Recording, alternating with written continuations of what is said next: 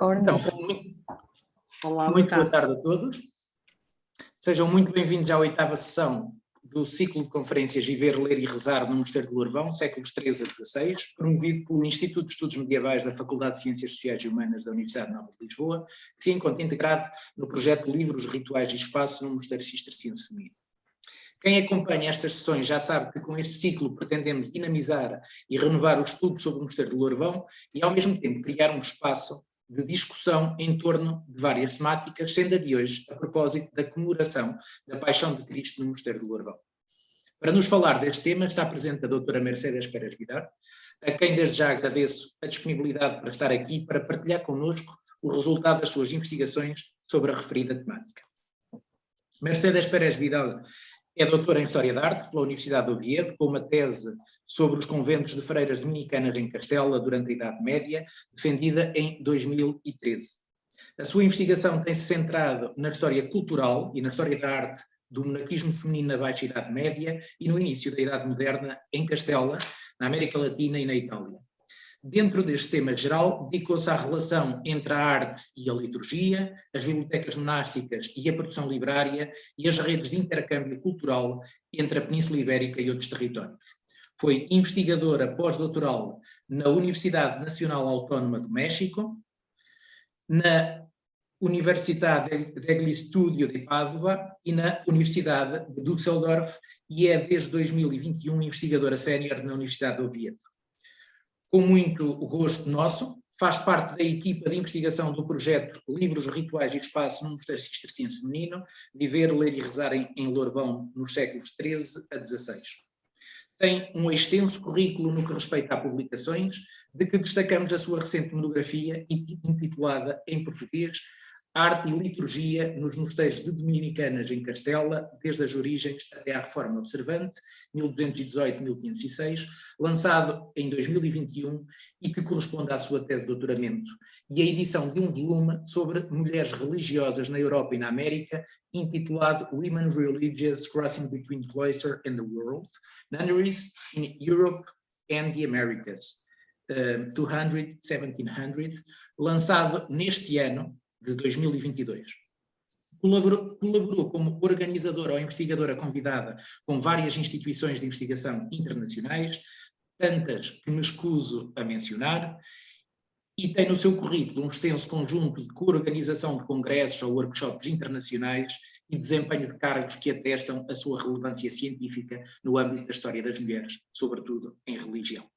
E é por isso, com imenso gosto, que estamos aqui hoje para ouvir a doutora Mercedes Pérez Vidal falar de Lourvão e passo-lhe a palavra sem mais demoras. Obrigada. Muito obrigada, Luís. Boa tarde a todos. Estou muito feliz de estar hoje aqui convosco. Gostaria de agradecer ao Luís Repas a organização deste ciclo, o convite para participar neste seminário. A minha comunicação, como o título indica, será dedicada a alguns aspectos da comemoração da Paixão no Mosteiro de Lourvão. Infelizmente, o meu conhecimento do português não me permite fazê-la na vossa língua, assim terá de ser em espanhol, pelo que peço desculpa. E aqui acaba meu português macarrônico e vou partilhar a pantalla.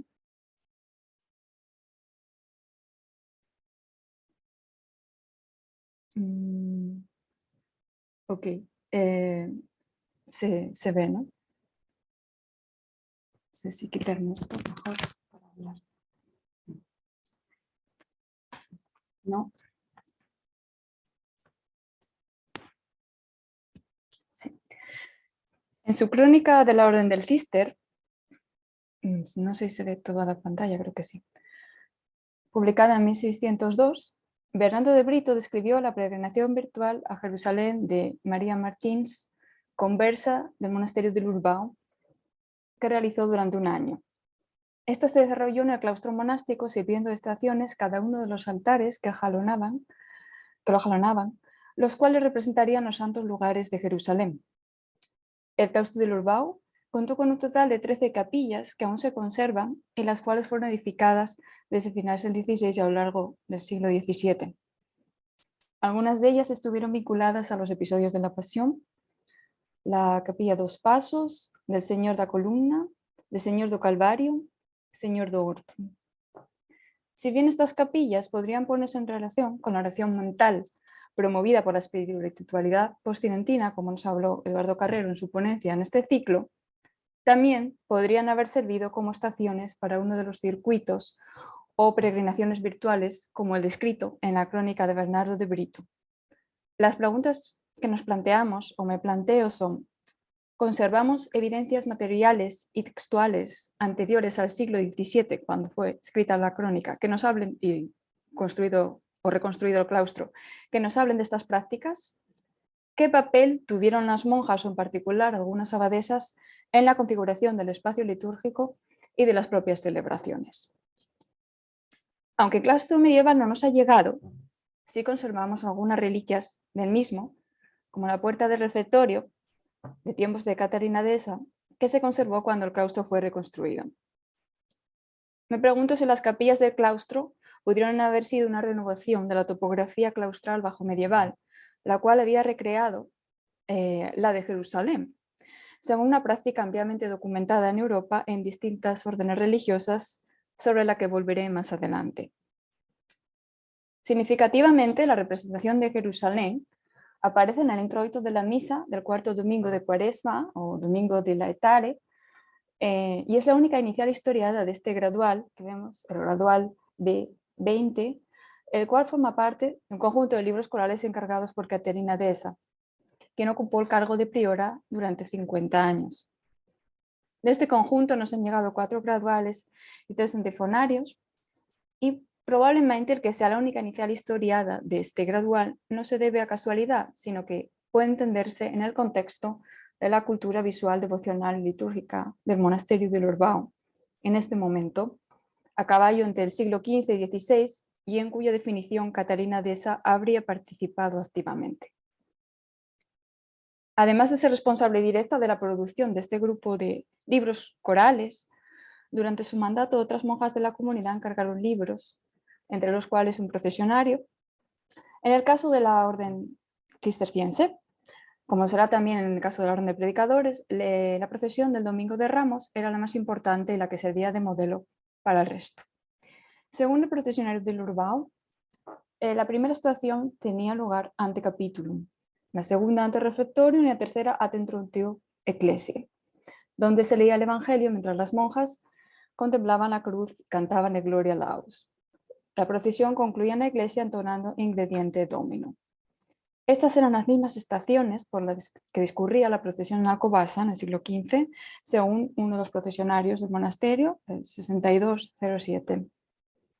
Difieren, sin embargo, de lo estipulado en los Ecclesiastica Officia, según los cuales la primera estación sería Justa Dormitorium, la segunda sí en el refectorio y la tercera Justa Ecclesiam. Así figura también en otros ordinarios alcobacenses, el 62, el 67, de 1475 y 1483, respectivamente, o en el procesionario 104, ya del siglo XVII. No obstante, el capítulo como primera estación aparece de nuevo en el libro de usos y ceremonias cisterciense de la Congregación de Santa María de Alcobaza, de 1788. Según ha estudiado Caterina Barreira, las razones de esta dualidad de posibles itinerarios estuvo motivada por la propia topografía del monasterio, donde hasta mediados del siglo XVI el dormitorio no contaba con un acceso desde el claustro, sino que se accedía desde el transepto norte. En Lorbao casi todas las procesiones prefirieron el capítulo como primera estación, lo cual Barreira ha identificado también como motivado por la propia topografía claustral del monasterio. A esta razón podríamos sumar también una simbólica, la importancia de este espacio para la identidad religiosa de la comunidad como lugar privilegiado para la memoria monástica y en la que se expresaba la autoridad religiosa. Aquí se enterraron las abadesas desde los inicios de la comunidad, se conmemoraba diariamente a los difuntos, se leía la regla, se castigaba a las religiosas.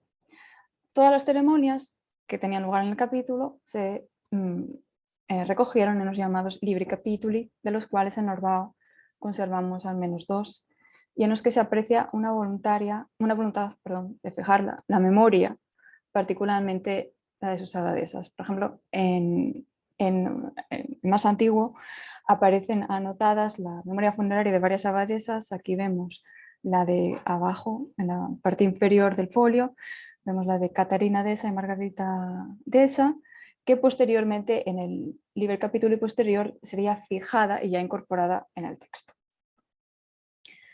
Catarina Deza adquirió también varias obras impresas incunables para el monasterio, algunas de las cuales se encuentran en la Biblioteca Universitaria de Coimbra. Entre esas destacan 3 volúmenes pertenecientes a la primera versión impresa en portugués de la Vita Christi de Rodolfo de Sajonia, una obra clave de la devoción moderna. Esta impresión se debió a la iniciativa de Joao II y de Dona Leonor, que aparecen en la silografía en el verso del frontispicio, así como al inicio de las diversas secciones. Se trató además de la más temprana de las traducciones completas de esta obra realizada en distintas lenguas europeas. Sin salir de la península ibérica, la traducción catalana fue realizada en 1496, mientras que al castellano se tradujo solo en 1502-1503 por Ambrosio de Montesinos y bajo los auspicios de Cisneros y la reina Isabel. Pero la traducción portuguesa es de la primera mitad del siglo XV, con lo cual bastante anterior. La versión latina de la Vita Christi había llegado a la corte portuguesa gracias a doña Isabel, duquesa de Borgoña, hermana de don Duarte, el cual muy probablemente realizó la traducción en torno a 1433, como ha estudiado Aires do Nascimento. Posteriormente, entre 1445 y 1446, se realizó una copia en Alcobaza, con participación de un escribano real junto a Fray Bernardo de Alcobaza, tal y como indican los colofones de esta copia, que se conserva en la Biblioteca Nacional en 3 volúmenes, el Alcobaza 451, 452 y 453. Tal copia fue encargada probablemente por el abad de Alcobaza, Esteban de Guiar, quien promovió la reforma espiritual del monasterio, fomentando la traducción a lengua vernácula al portugués de numerosas obras. Copias de la traducción portuguesa de Rodolfo de Sajonia también existieron además en otros monasterios cistercienses, entre ellos algunos femeninos como Odivelas o Lurbao, donde se conserva un códice mútilo que copia la primera parte del citado manuscrito alcobacense, aunque finaliza abruptamente. Está en el capítulo 160, la pendenza de María Magdalena. Por lo tanto, la obra en su versión portuguesa ya era conocida en el monasterio antes de la llegada de los primeros incunables impresos. El colofón del primer volumen, del primer volumen, la obra impresa, indica que lo mandó trasladar del latín a la lengua portuguesa dona Isabel, duquesa de Coimbra y señora de Montemor, encargándose al abad de un mosteiro de San Pablo de Almaciva, cerca de Coimbra. Se trata de nuevo de Fray Bernardo de Alcobaza. Sin embargo, según Aires do Nascimento, no se trató de una traducción, tampoco aquí, sino de una copia realizada a partir de otro libro, probablemente el ejemplar de Alcobaza, copiado años por el mismo Fray Bernardo. Significativamente, tanto esta copia como la versión impresa comenzaron a escribirse o imprimirse por la parte cuarta, que es la que corresponde a la Pasión de Cristo. Una larga nota en el índice del incunable de la Biblioteca Universitaria de Coimbra nos indica que durante la Cuaresma la Pasión debía leerse los lunes, los miércoles, jueves y sábados, o sea, segunda-feira, terça-feira, cuarta-feira y sábado, donde y cómo se leía. La regla benedictina establecía 4 grandes prácticas de lectura: la lectura individual o lectio divina, y luego otras 3 de lectura colectiva durante las comidas, el oficio o en el claustro antes de completas. Esta última estaba consagrada fundamentalmente a la hora de Casiano, a las colaciones patrum, aunque también podía leerse otro tipo de lectura edificante. En el inventario del monasterio de monjas cistercienses de San Clemente de Toledo de 1333, realizado por la cantora la Caput Schola Cantorum del monasterio, Urraca, se mencionan los libros que se leen en la colatio según el tiempo litúrgico. Los milagros de Santa María en el Adviento. En la Cuaresma, Vitae Patrum. Y en el tiempo de la Pasión, es decir, durante la Pascua, Gesta Salvatoris. Según Pedro Cátedra, se trataría en este último caso de una versión en romance de las meditaciones de Gestis Jesu Christi, un relato en verso de la vida de Cristo atribuido a San Anselmo o San Bernardo, según los autores, con especial atención a la meditación sobre la Pasión. La edición portuguesa, incunable de la Vitae Christi, estaba destinada a su lectura y el propio texto evidencia esto a través de la división a lo largo del año litúrgico y también entre las distintas horas canónicas. Por lo tanto, tendría lugar no solo durante la colatio o durante las comidas en el refectorio, sino también en el oficio. Algo que quizá sucedía también con otros textos, como el comentario del Apocalipsis de Beato de Liébana, obra exegética que gozó de gran difusión entre los cistercienses ibéricos, como ha estudiado Ghislain Bory. El Beato del Orbao, al igual que el llamado Beato de las Huelgas, actualmente en la Morgan Library en New York, incluyen unas anotaciones realizadas posteriormente entre el siglo XV y XVI en las que se indica que al menos una parte del mismo debía leerse en el refectorio, y en el caso del Orbao se dice que cuando entraba en los maitines.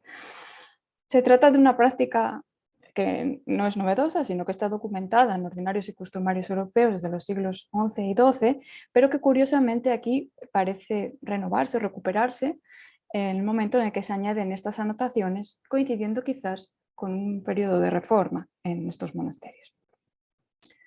Pero volvamos a la obra de Ludolfo de Sajonia, la cual no solo gozó de gran difusión, sino que fue empleada como fuente e inspiró otros tratados que reflejaron y promovieron esta espiritualidad afectiva en torno a la pasión de Cristo. Las peticionarias y dedicatarias de muchas de estas obras fueron mujeres, tanto religiosas como laicas. En la península ibérica podemos citar el caso en Castilla de Fray Íñigo de Mendoza, quien escribió una Vita Christi dirigida a su madre Juana de Cartagena, o la Pasión trovada de Diego de San Pedro, escrita a sugerencia de una dama laica, según el manuscrito más antiguo, o bien de una monja, según las versiones impresas. Esta última obra gozó de gran popularidad, publicándose tanto en pliegos sueltos como en volúmenes misceláneos, junto a otros textos devocionales, muchos de los cuales también en torno a la Pasión, como por ejemplo el que vemos en pantalla, las coplas a la Verónica de Fray Íñigo de Mendoza, del mismo que también era autor de otra Vita Christi. En ambos casos acompañaron de ilustraciones, estas ediciones impresas. Por ejemplo, el Cancionero de Zaragoza, que vemos aquí, incluyó, que tiene varias ediciones en 1491, 1492 y 1495, e incluye 15 textos devocionales, contó con 60 grabados xilográficos que reproducían modelos foráneos, normalmente del norte de Europa o de Renania, por ejemplo, de Alsacia, como grabados de Martin Schongauer o de la llamada Pasión del Beck-Schreiber. Una de las series de grabados xilográficos más tempranas en los Países Bajos. Junto a estas obras, que se dieron a la imprenta y alcanzaron un público amplio, otras estuvieron destinadas en cambio a un uso conventual o incluso individual por parte de una religiosa concreta. Por ejemplo, el libro de oraciones de Ursula Begerin, actualmente en Berna. Sin embargo, en este caso, como ha estudiado ampliamente Jeffrey Hamburger y Nigel Palmer, originariamente no fue un libro de devociones, sino un libro de imágenes, realizado a finales del siglo XIV para una mujer laica de Estrasburgo que no conocemos. Solo a finales del XV, una centuria después, se completó con 2 grabados, un dibujo y con toda una serie de oraciones, que es la que vemos en el verso de las imágenes, y también en algunos folios libres, sueltos, que están tomadas o inspiradas más bien de nuevo en la Vita Christi de Ludolfo de Sajonia. Su última posesora fue la citada Úrsula, que era una penitente de las Magdalenas del convento de Santa María Magdalena de Estrasburgo, que a su vez estaban bastante vinculados. No eran propiamente dominicas, pero estaban vinculadas a la orden de predicadores. Es decir, al contrario que los mencionados incunables castellanos, este pequeño volumen concebido inicialmente solo como imágenes, recibió textos devocionales confeccionados ad hoc para servir a las necesidades espirituales de la mencionada penitente. Esta importancia de lo visual está, sin embargo, ausente en otras obras también destinadas a uso individual y hechas ex professo para una religiosa o por una religiosa, como el libro de devociones y oficios de Constanza de Castilla, priora de Santo Domingo de Madrid, que ella compuso en memoria de la Encarnación y Pasión, como ella misma escribe, ni tampoco en el volumen del cual me ocuparé a continuación, que es el libro de la Paisson de Lorval. La copia del mismo o de su primera parte fue ordenada por Isabel Cabral, como vemos en el verso del folio 110, probablemente en tiempos de Catarina Deza, aunque como han señalado Luis Repas y Catarina Barreira, recientemente necesitan ser fechado críticamente. Asimismo, debe determinarse aún las fuentes textuales que se emplearon en este tratado. Si bien he detectado algunas similitudes con la Vita Christi de Teodoro de Sajonia, presenta también notables diferencias. El volumen se compone en realidad de dos partes. Esta, la primera, completamente en portugués, que medita sobre la pasión y que no incluye la resurrección, sino que finaliza en un capítulo que narra cómo la Virgen María y las demás mujeres estaban en casa llorando la muerte del Señor y esperando con fe firme su resurrección. Algo que, episodio con la Vita Christi de Teodoro de Sajonia se leía en el Sábado Santo. Esta parte concluye con el citado colofón que menciona Isabel Cabral y a continuación el cuaderno final inicia con una oración en latín en la que la autora pide a Cristo que le libre de sufrimientos, tribulaciones y miserias. Se trata de una oración frecuente en libros de horas, libros de oraciones, misceláneas devocionales, tardomedievales y también incunables de distinta procedencia. La encontramos desde un libro de oraciones de origen inglés, hoy en la Biblioteca Capitolare de Vercelli en Italia, a un volumen italiano misceláneo que está en la Newberry Library y también del siglo XV, u otro que se encuentra en la Abadía de Montserrat, además de aquí. Esta oración va seguida de una commendatio animae en latín y a continuación se inician las 9 estaciones en las que se medita sobre la pasión de Cristo. La primera estación es Jesús en casa de Anás, la segunda en casa de Caifás y las negaciones de Pedro, la tercera es Jesús ante Pilatos, la cuarta Jesús ante Herodes y el escarnio de Cristo, la quinta la libertad de Barrabás y la condena de Jesús, la sexta Jesús atado a la columna y vestido con el manto púrpura y la corona de espinas. En la séptima Jesús es mostrado con manto y corona por Pilatos a los judíos, quienes claman que sea crucificado. La octava es la efectiva condena a muerte y la última y novena, la más larga, describe los tormentos de la crucifixión, concluyendo con la única ilustración del volumen que es significativamente el santo leño. Sirvió este libro de guía no solo a la devoción y meditación en torno a la pasión, sino también como guía de peregrinación virtual, conmemorando los santos lugares de Jerusalén. Estas peregrinaciones no fueron exclusivas de los monasterios femeninos, pero sí que gozaron en estos de especial desarrollo entre el siglo XV y XVI como reacción al refuerzo de la clausura a raíz de la introducción de la reforma observante. Se documentan en todas, bueno, en muchas órdenes, no voy a decir en todas, pero entre las dominicas tenemos los ejemplos de Augsburgo, Prato, Toledo, Madrid, Segovia, entre las clarisas de Billingen o el de Madre Deus en Lisboa, y entre los cistercienses el más notorio y mejor conocido probablemente sea el de Wienhausen en Sajonia.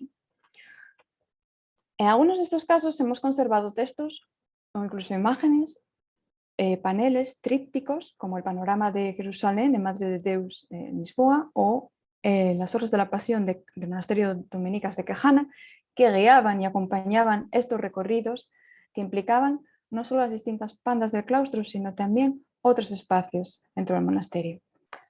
En Madre de Deus, el coro y la sala capitular fueron 2 de las estaciones de las 6 estaciones del recorrido que es descrito en una fuente tardía del siglo XVII ya, y durante el recorrido se leía también una perdida oração da Paixão. Además, La propia crónica insiste en que no tenían que hacerlo juntas, sino que cada religiosa podía realizarlo cuando pudiera, de manera individual. Tales circuitos involucraban también imágenes, reliquias y otros objetos, ornamenta ecclesia, aunque salvo excepciones, como el sepulcro de Bienhausen que veremos, o la cruz de Santo Leño en Madre Deus, que era portada por una religiosa mientras cantaba en cada paso, una antífona a cuatro voces, que había más religiosas acompañándola. Los textos no indican el emplazamiento y en función de estas imágenes de forma precisa. La reproducción de los lugares de la pasión por parte de las cistercienses de Bienhausen a finales del siglo XV se organizó en 11 estaciones y los conocemos gracias a dos manuscritos guía que se han conservado y que se datan entre 1448 y 1527. El recorrido comenzaba en el coro alto, que se asociaba a la residencia de Pilatos. La segunda estación se ubicaba en la capilla de San Fabián y San Sebastián y simbolizaba el lugar en el que Cristo fue despojado de sus vestiduras y se meditaba sobre los improperios. O en la enfermería hay divergencias entre los dos textos, meditándose sobre el sufrimiento de Cristo. La tercera estación tenía lugar en el lavatorio y se asociaba con la caída de Cristo y con el encuentro con la Verónica, la cual, la Verónica, encontramos profusamente representada en distintos formatos y con distinta finalidad en el monasterio, asunto que ha sido ampliamente estudiado por Jeffrey Hamburger. Algunas de estas imágenes son de pequeño formato y servían como insignias, pudieron haber servido como insignias a los peregrinos o también como auscultatorio, como imágenes que se colocaban a veces en los misales y eran besadas por el sacerdote. Son imágenes con un estatus o función poco claro entre el icono o la imagen de veneración y la reliquia, y con frecuencia con un claro significado eucarístico. La cuarta estación no identificaba un espacio concreto, era elegida por la monja que realizaba el recorrido para meditar por los difuntos. La quinta tenía lugar ante el sepulcro del Señor, posiblemente el que vemos en la imagen abajo, que fue donado por la abadesa Caterina von Hoya en 1448, aunque la efigie, la imagen del yacente es anterior, es de finales del siglo XIII. Tras la sexta y séptima estación no definidas, la octava meditaba sobre la subida al Calvario y las siguientes conmemoraban las caídas de Cristo. La octava meditaba sobre la subida, y la última, que me confundí, como en Normal, la crucifixión en el Calvario, que era el coro de las religiosas, donde se veneraba una reliquia de la sangre de Cristo. Volvamos ahora al Urbao. La primera estación, en la panda meridional, la panda del refectorio, la capilla Dos Pasos, estaba dedicada pues a la conmemoración del trayecto recorrido por Jesús desde su condena a muerte hasta su entierro, tras la crucifixión. Su representación era Cristo llevando la cruz. En Bienhausen, una imagen de este tipo fue donada probablemente también por la misma abadesa, Caterina von Hoya, que estaba en la imagen anterior. No la veo porque tengo aquí, pero creo que está esta zona, debería estar ahí. Y que estuvo inicialmente ubicada en la capilla de Santa Ana, en Bienhausen, siendo trasladada después al claustro. En Urbao, como en Bienhausen, hemos conservado un buen número de las imágenes que debían jalonar este recorrido, aunque no siempre o casi nunca conocemos su emplazamiento. Por otra parte, su cronología es dispar, desde la Santa Faz, hoy en Coimbra, en el Museo Machado de Castro, del siglo XV hasta el siglo XVIII. Contamos con un sepulcro, sin imagen en este caso, imágenes en bulto y también pinturas de Cristo despojándose de sus vestiduras, atado a la columna, ecce homo, orando en el huerto, etc.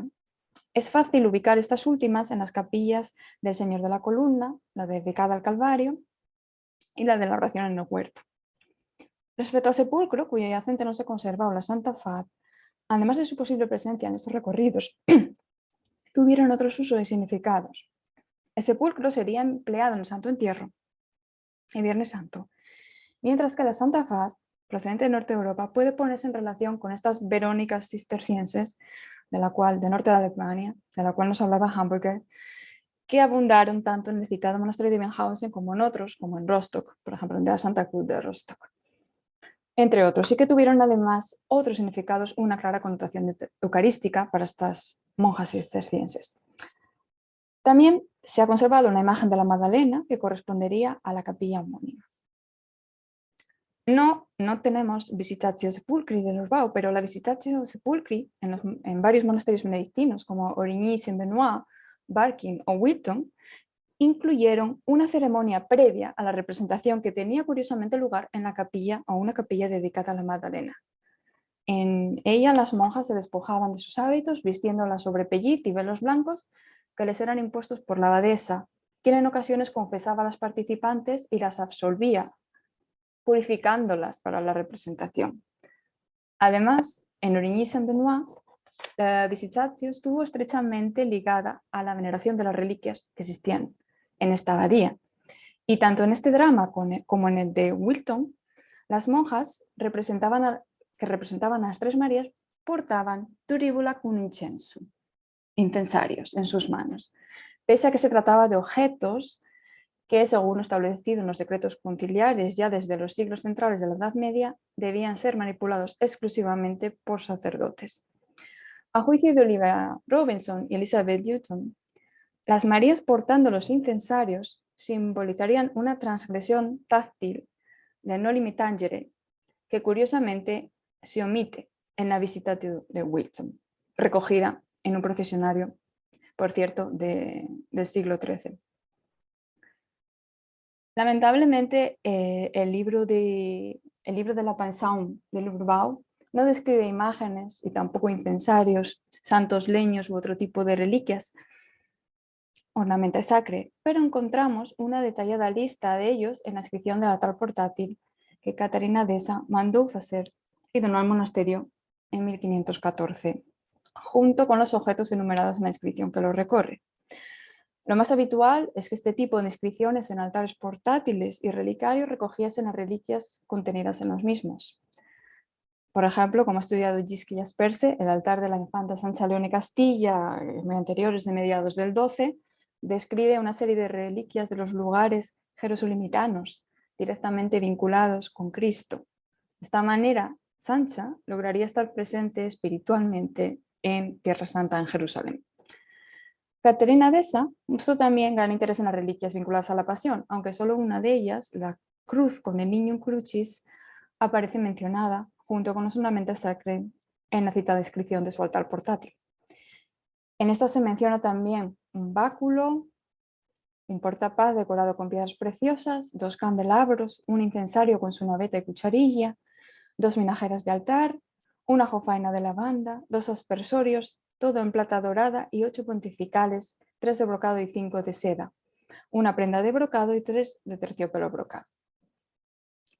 Debido a la ausencia de otro tipo de decoración, exceptuando las armas de la abadesa, la lista de ornamenta eclesia acapara toda la atención. Además, para ser leída en su completitud, el objeto debe ser manipulado y girado.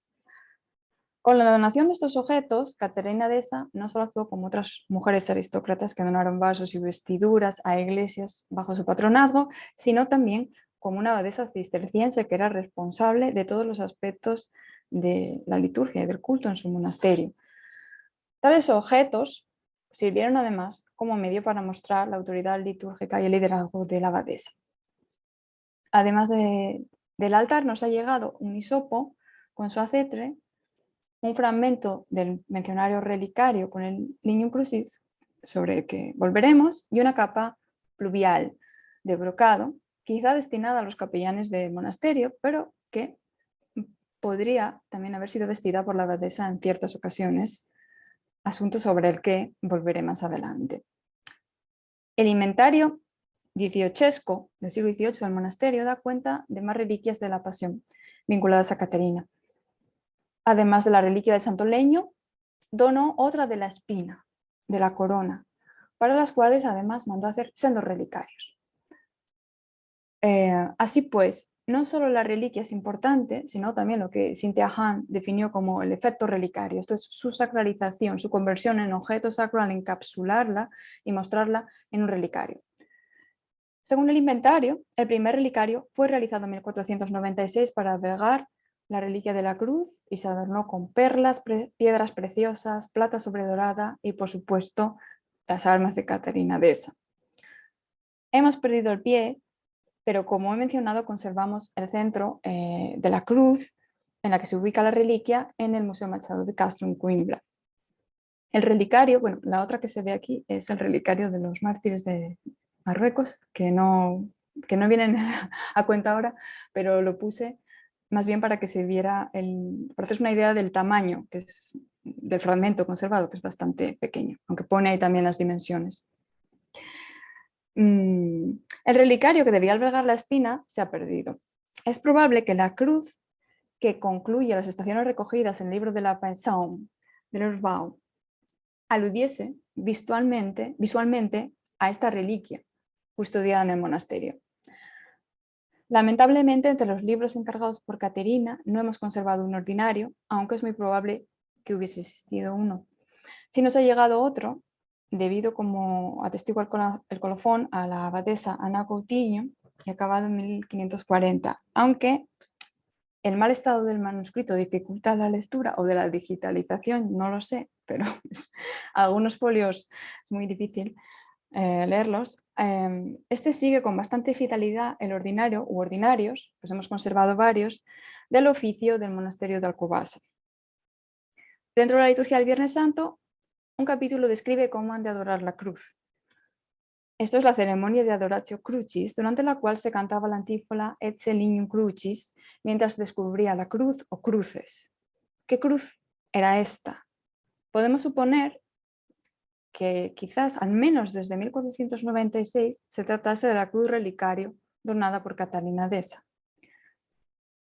Las descalzas de Madrid poseían también una reliquia del Lignum Crucis, y el libro de ceremonias y costumbrero de este monasterio, que es ya tardío, es de finales del siglo XVII, y otros libros auxiliares del culto divino, estudiados por Victoria Bosch, nos indican que ya el sábado in Passione, es decir, anterior al quinto domingo de Cuaresma, el Lignum Crucis se colocaba en sendos relicarios, uno en el altar mayor de la iglesia y otro en el coro, y tenían un claro protagonismo durante todo el triduo sacro.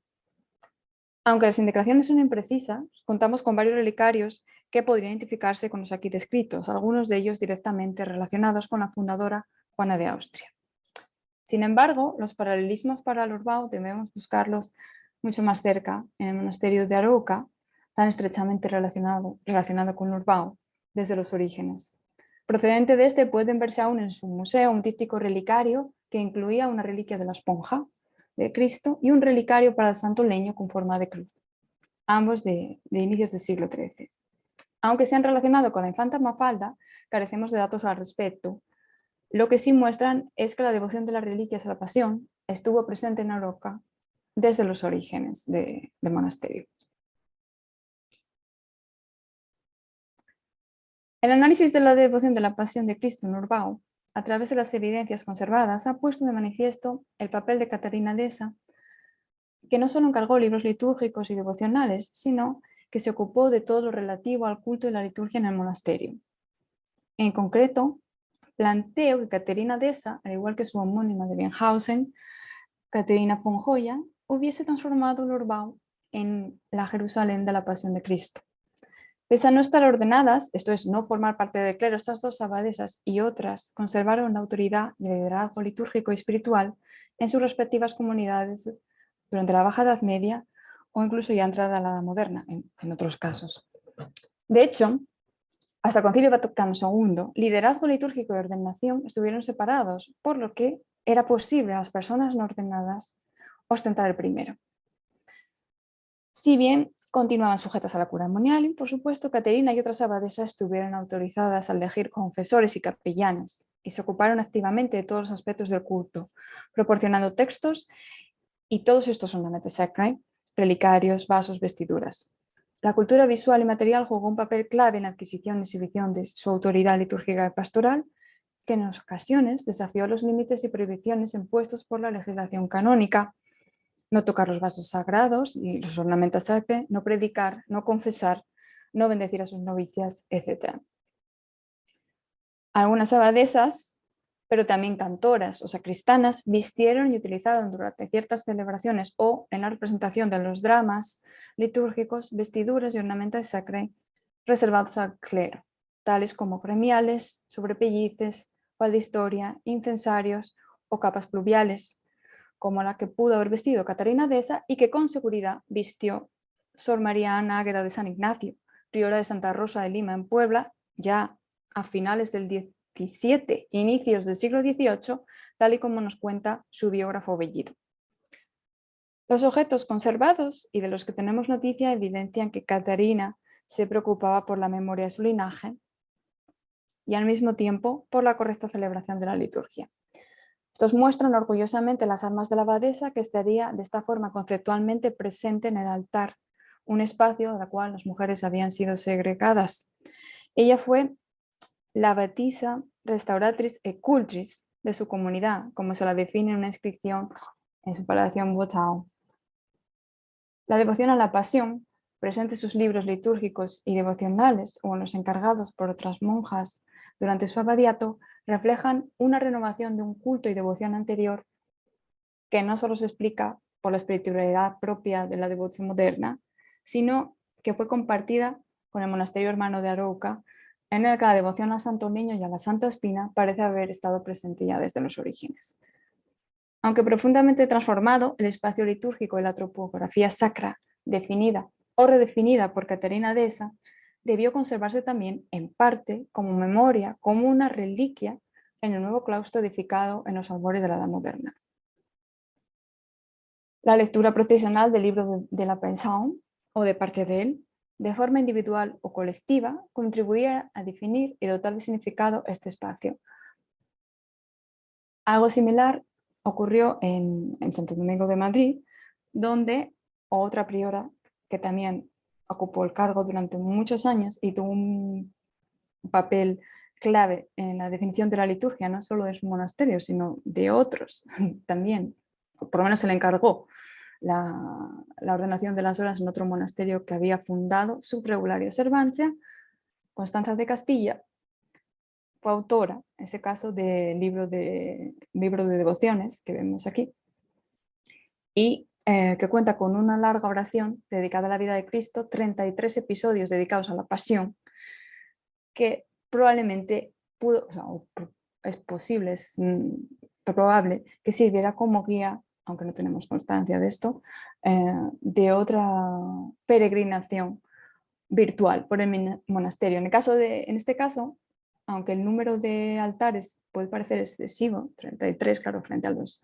9 del Urbao, 11 de Enhausen, hay casos en los que el número era mucho mayor, como por ejemplo en Billingen, en el monasterio de Billingen, que creo que tenían 200, lo cual es una barbaridad, pero no es imposible que fuera el caso. Por otra parte, es muy probable que además de este texto o textos, tanto en Madrid como en Urbao contasen con otros muchos hoy perdidos, en los que quizás se definiesen mejor las estaciones de tal peregrinación virtual. En relación a esto, y para concluir, cabe objetar o preguntar hasta qué punto, paradójicamente, el peso de la evidencia material y documental del poder adquirido por algunas de estas abadesas nos lleva a verlos como excepciones. ¿Hasta qué punto fue así? ¿Hasta qué punto la autoridad religiosa y litúrgica fue compartida por el resto u otros miembros de la comunidad monástica? Tal como demuestra otros casos, como el monasterio de Sigena o de las benedictinas inglesas estudiadas por Kate Baggis, además de los notorios ejemplos de abadesas desempeñando funciones ministeriales, no debemos olvidar también a las sacristanas o cantoras que compartieron este poder y funciones. Confío que el congreso que se celebrará el año que viene contribuya a conocer mejor el impacto que Catarina Deza, pero también otras religiosas del monasterio del Urbao, tuvieron en todos los aspectos de la vida monástica, incluyendo, por supuesto, la liturgia y la conmemoración de la Pasión. Muito obrigada.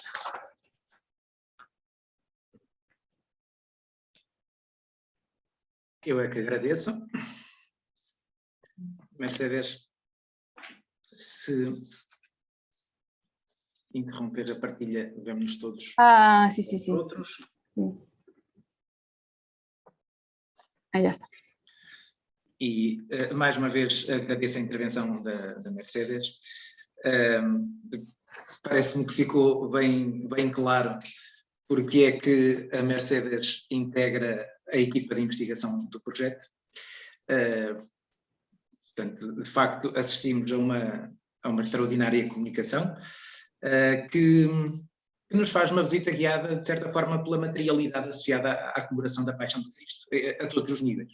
Né? Portanto, desde logo, num interessante conjunto de códices de Lourvão, mas não só, de facto, a Mercedes mostrou como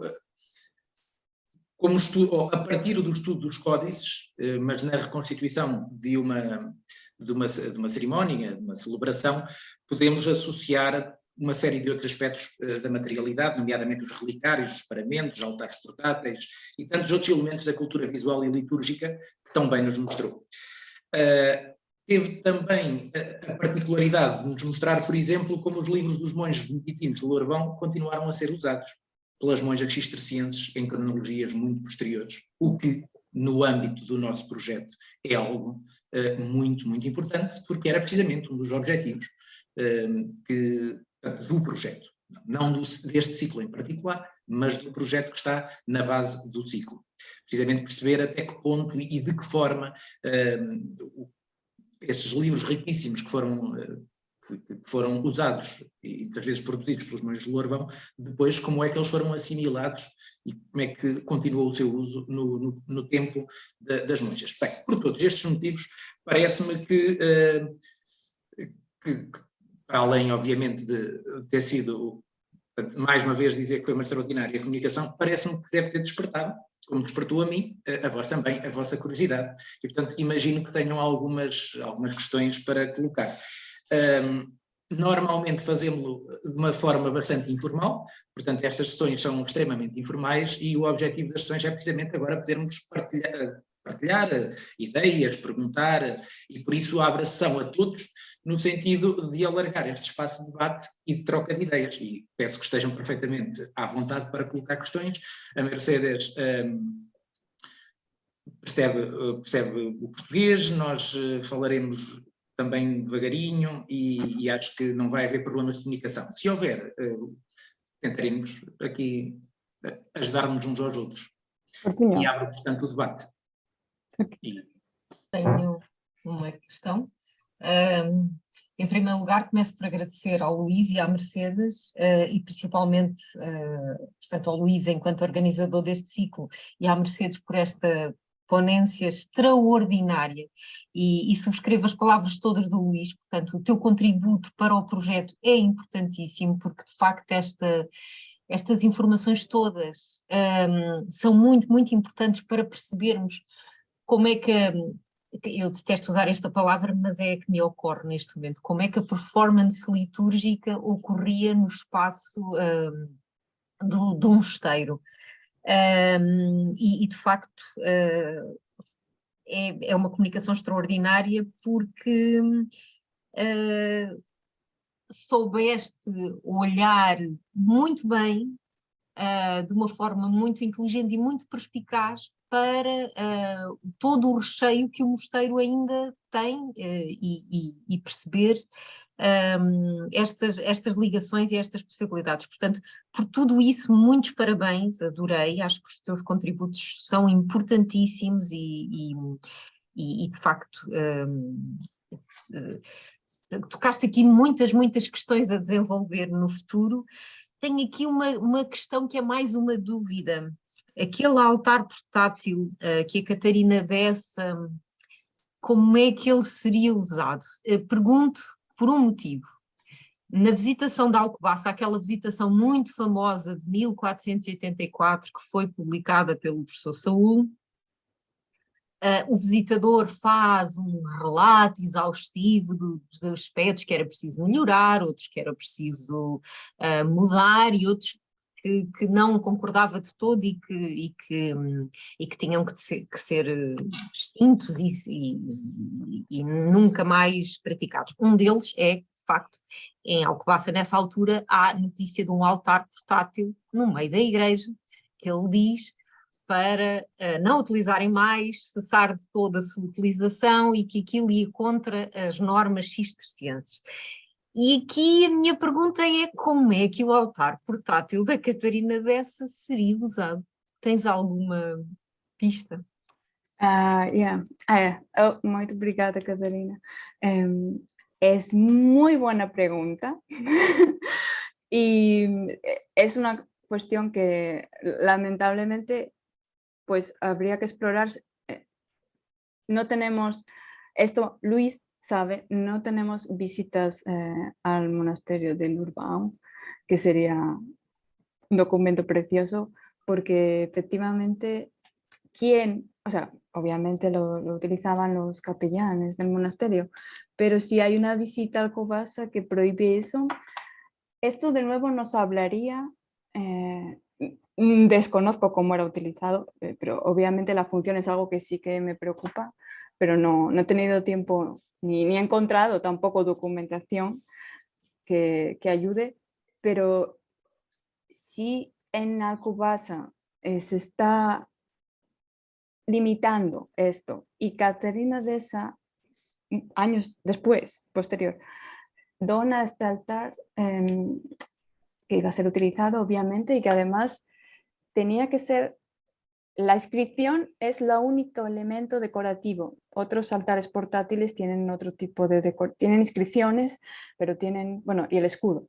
Entonces es minimalista, pero a la vez esto llama toda la atención, o sea, es importante que se lea y habla de todos los ornamentos litúrgicos que ella donó, se sitúa, yo la veo así, entonces como con un poder sobre la ordenación de la liturgia. El que esté donando un altar portátil, si está en contra de las normas del Cister, nos está hablando también de la autonomía de esta abadesa, lo cual tampoco es excepcional, aunque se sigue viendo como excepcional porque hay muchos casos.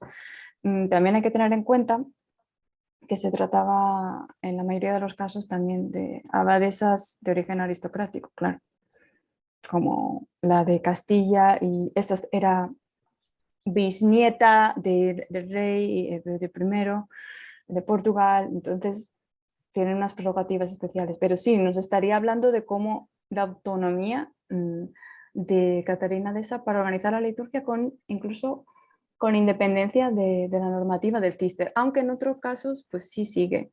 Es esta paradoja que es difícil de entender, pero en muchos casos estas abadesas, no sé, en caso de Catarina, habría que encontrar documentación, tenían autorización, no estaban yendo en contra de la norma, ellas tenían una autorización expresa por parte de los generales, de maestro general de la orden que fuera, o el pontífice incluso, para hacer lo que hacían. No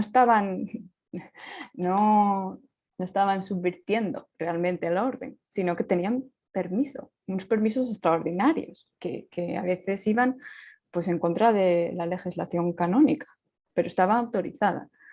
Y efectivamente una cuestión que me interesa mucho, pero que estoy apenas empezando a explorar, no solo en el caso de Catarina, sino de otras, es el uso de los ornamentas sacra de cualquier tipo, desde vestiduras el incensario, el altar, como que propios del clero masculino.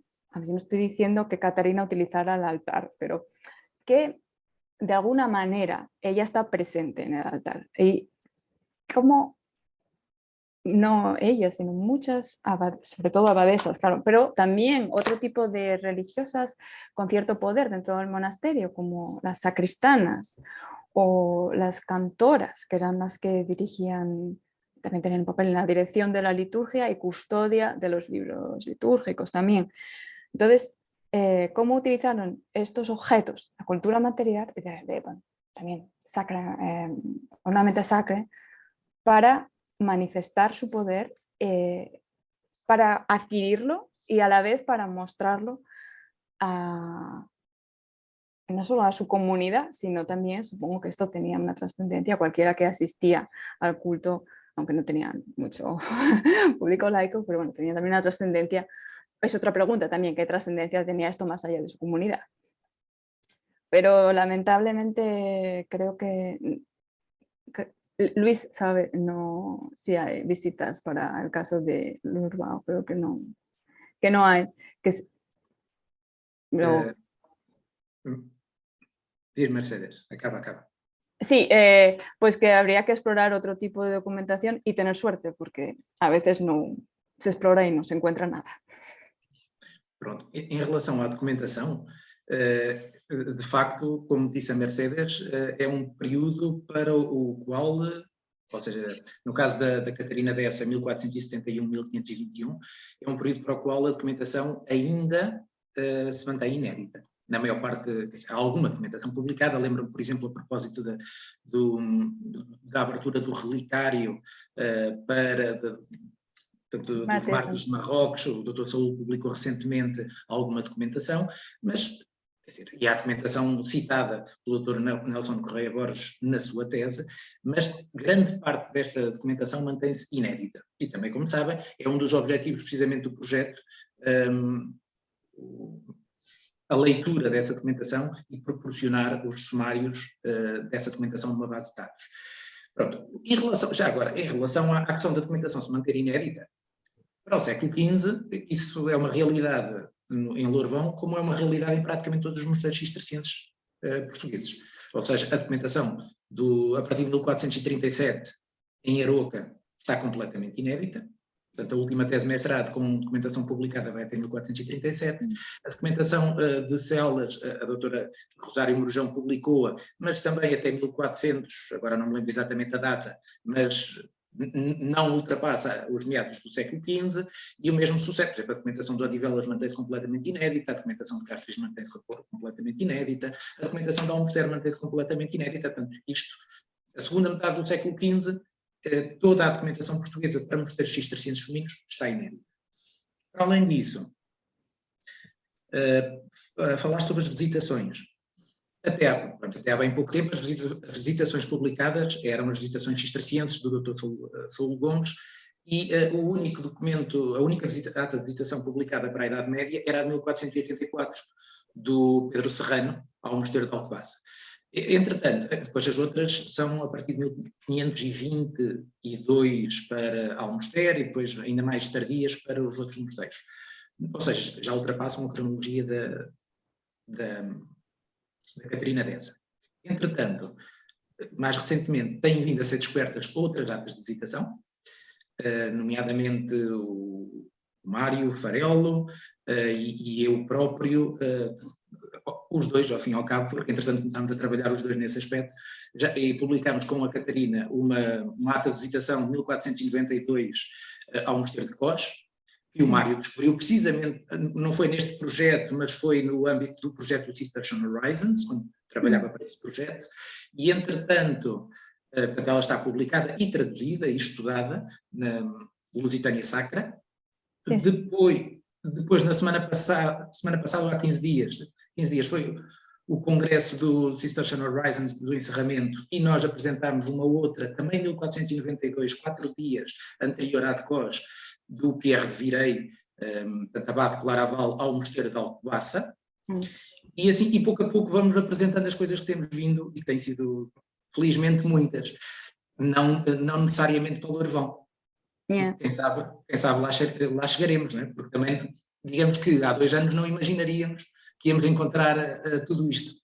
Posso-vos dizer que foi precisamente quando estávamos, este surto, foi quando estávamos a preparar os materiais para fazer este projeto do Lourvão, e com algumas questões que a coordenadora do projeto colocou, que de facto nos levou a fazer as pesquisas para construir este projeto, pesquisas essas que depois resultaram na descoberta de uma sucessão de visitações. Mas pronto, isso ficamos para outra altura, à medida que vamos conseguindo, Mercedes, e vamos rezar para que consigamos encontrar atas de visitação também para o Lourvão, e a informação que formos conseguindo depois vamos disponibilizando. De facto, esta Catarina Dessa, nota-se que há uma preocupação grande com a memória, não é? Portanto, quer a inscrição, quer as armas, que tu mostraste tão bem. Naquele códice da Biblioteca Nacional, em que ela coloca as armas num dos códices, E chamar a atenção para uma coisa que a Mercedes fez fantástica, que é a utilização de uma diversidade de fontes, desde a Biblioteca Nacional, a Torre do Tombo, o Museu Machado de Castro, o próprio Mosteiro de Lourvão e tantas outras, e de várias áreas, não é? do saber, e que resultou nesta comunicação perfeitamente magnífica. A Mercedes também já foi dizendo que vai haver um congresso sobre a Catarina Dessa no próximo ano. É verdade. Ou seja, em princípio, nos próximos dias ficará organizado um congresso sobre a Catarina Dessa, depois verão no programa, que envolve várias áreas e de facto é uma figura perfeitamente extraordinária. E não é só sobre a Catarina Dessa, é sobre a Catarina Dessa, o seu período e o Mosteiro de Lourvão. Mas em torno deste período da Catarina Dessa, ou seja, 1471, 1521. Mas não quero monopolizar e queria então perguntar por outras questões. Eu comecei a falar porque a Mercedes perguntou pela documentação. Sim. E então? ¿Yo puedo preguntar otra cosa? Sí. Es que creo que esto fue en Leeds, pero luego luego no lo pude volver a escuchar.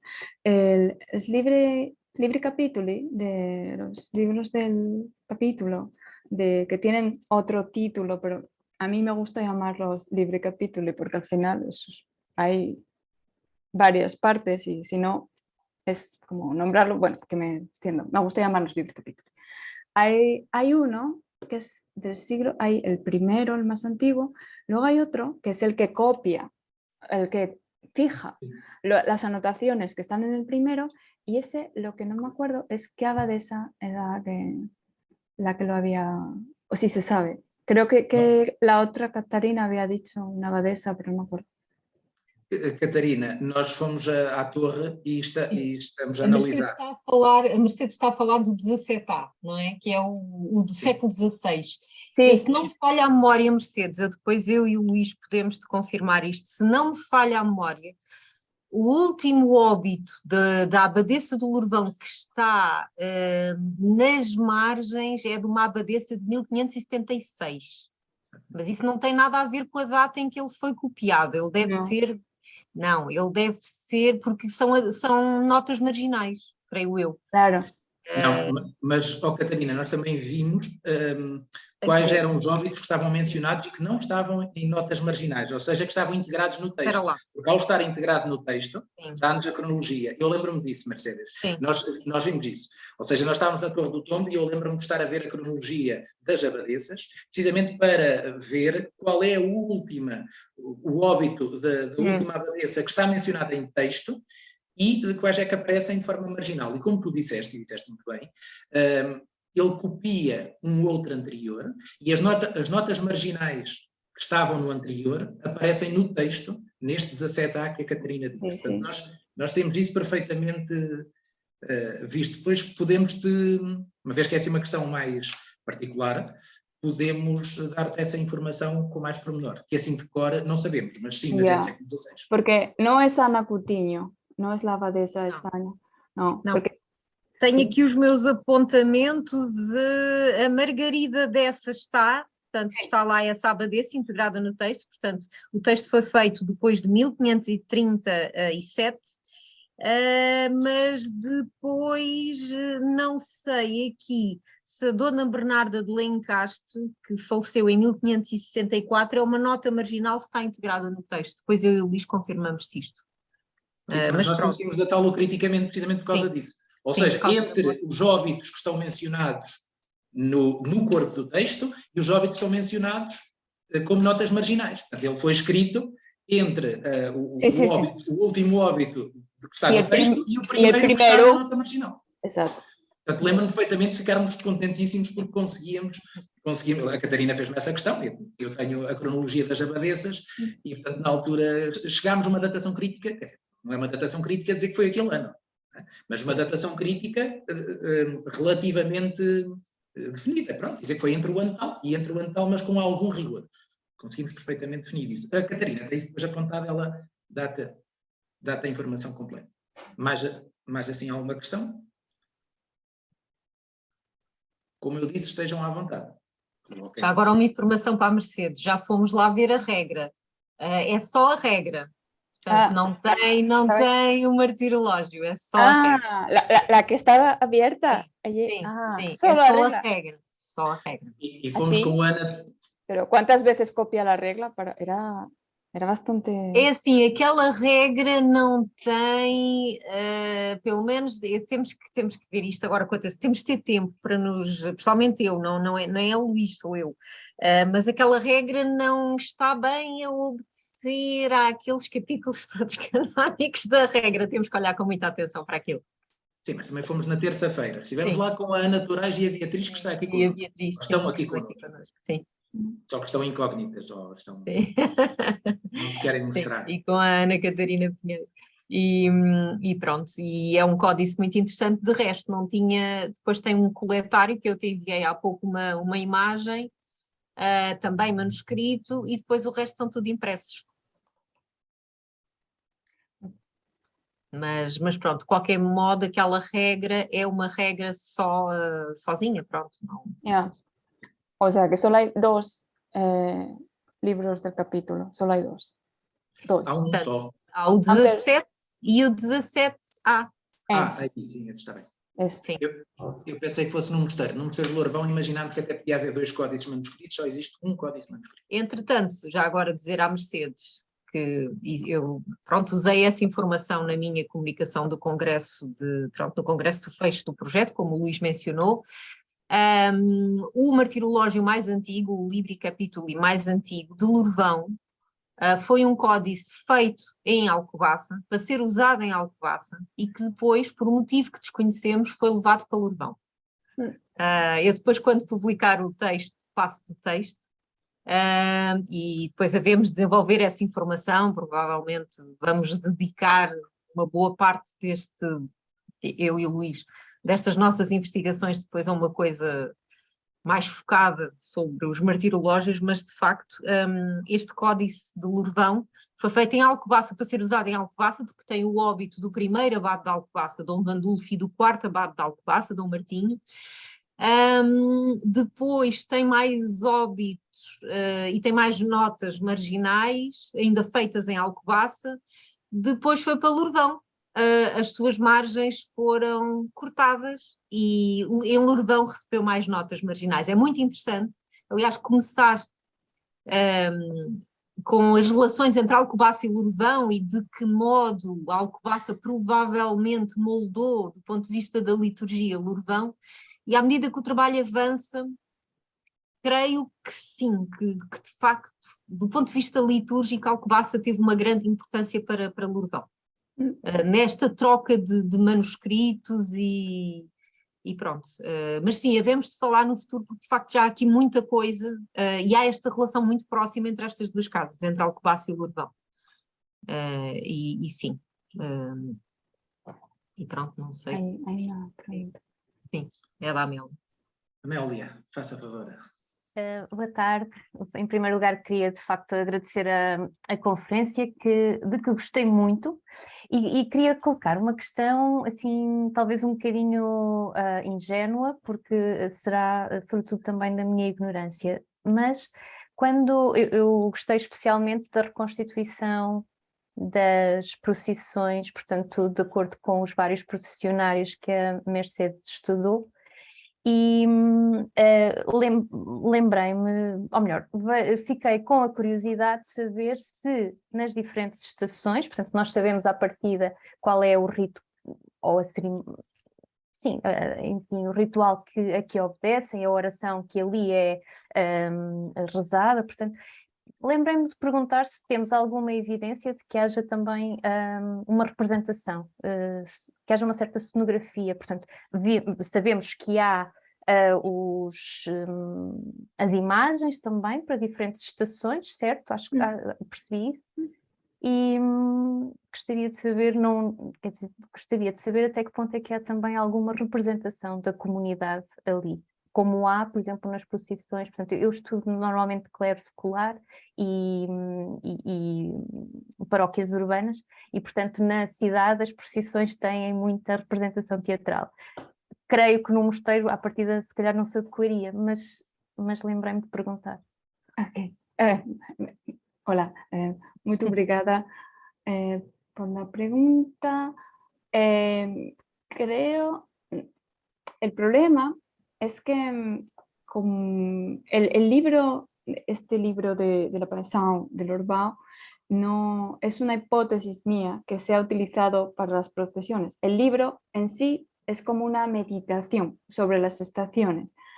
El problema es que este tipo de libros, no solo este, sino el de Constanza de Castilla, en Madrid y otro tipo, sabemos que en algunos casos sí fueron utilizados, pero no dan indicaciones escenográficas, digamos, ahí está la dificultad.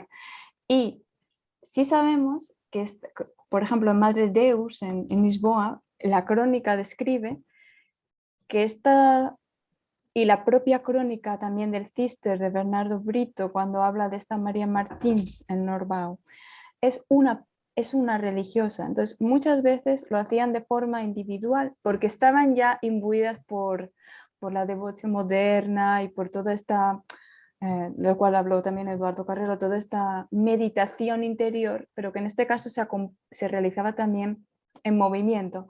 Ahora, este libro estaba escrito para una religiosa, era un libro de pequeño formato, no. Entonces, ¿hasta qué punto no excluye, no sé si me estoy explicando bien, que lo realizaran individualmente no excluye que a veces lo realizaran en grupo, pero no sabemos nada de cómo eran esas celebraciones en grupo, en este caso concreto, porque la fuente no da detalles como en otro tipo de los de Ebbinghausen. Bueno, dan algún detalle más, pero tampoco son muy específicos. Sobre la participación de las monjas, cuántas participaban y cómo era la participación de la comunidad. Da la impresión, y en el caso de Madre Deus lo dice, que en algunos casos era individual. Y también fuentes anteriores, dominicas en este caso, Heinrich Soise, que es místico renano, fue uno de los primeros que plantea en su tratado escrito para las monjas, La vida creo que es, como él individualmente realizaba una peregrinación por el claustro, distintos espacios, no solo el claustro, de su monasterio, conmemorando la pasión, pero iba solo, no iba en grupo. Okay. Y eso es el siglo XIV.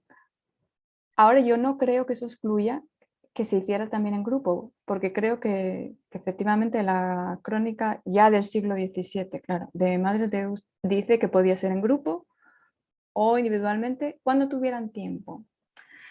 Entonces, no, el sentido de comunidad es difícil o imposible a veces, no hay detalles. Okay. Obrigada.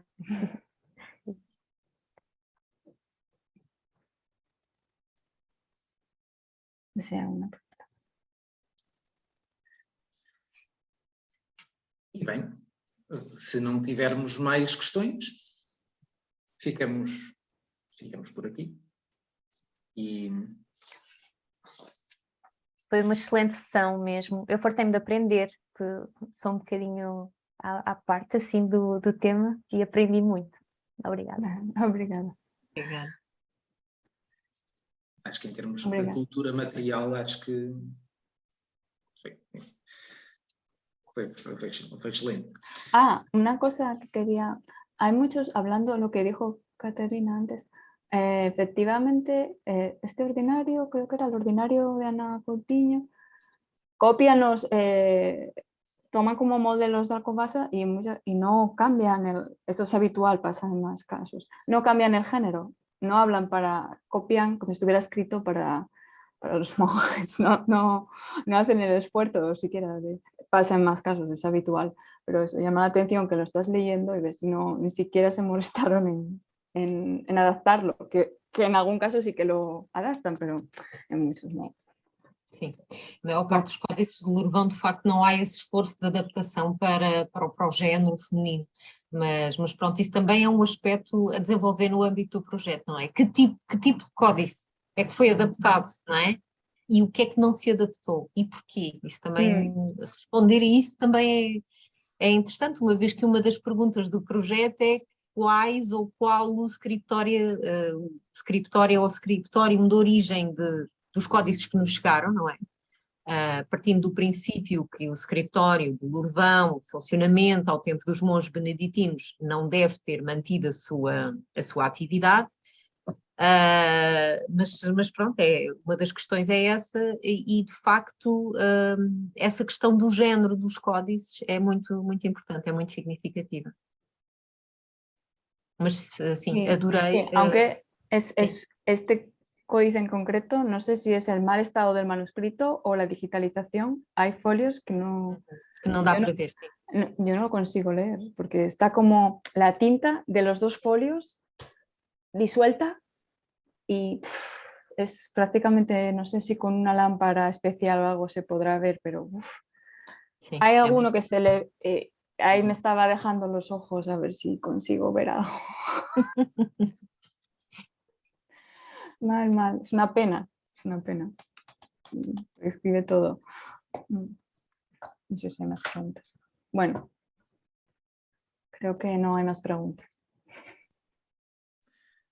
Está então na hora de encerrarmos esta sessão, mas não queria terminar sem agradecer novamente à Mercedes Pérez Vidal a sua disponibilidade e, acima de tudo, a visão que nos trouxe sobre um aspecto interessantíssimo da vida conventual, que tem a ver com importantes celebrações litúrgicas e que consiste numa vertente que normalmente não é muito focada nos estudos de história monástica, pelo menos em Portugal. Trata-se de uma aproximação ao cotidiano das monjas, aos seus rituais, que através de descrições cronísticas, mas igualmente e sobretudo através da materialidade dos próprios livros, e como vimos, de tantos outros aspectos materiais que são... que poderiam ser usados nas procissões e no espaço conventual e que nos apresentam um conjunto de imagens que nos permitem reconstituir mentalmente algumas das celebrações que se integram na comemoração da Paixão de Cristo no Mosteiro de Lourvão. Agradeço igualmente a todos os que assistiram a esta sessão por terem estado connosco, lembrando que a 9ª sessão deste ciclo de conferências, que já será a penúltima, terá lugar no dia 15 de novembro, uma terça-feira, à mesma hora, 16h30, e que estará a meu cargo e a cargo da doutora Catarina Fernandes Barreira, na qual falaremos sobre as questões do espaço e da liturgia, precisamente através das atas de visitação ao Mosteiro de Lourvão dos séculos, neste caso, dos séculos XVI. Atas de visitação que são fontes riquíssimas para conhecermos a vida das monjas nesta época e as alterações que então se introduziram no espaço monástico. Para acabar, resta-me desejar-vos a continuação de uma boa semana e dizer que esperamos poder continuar a contar com o vosso interesse e a vossa presença. Muito obrigado e até à próxima.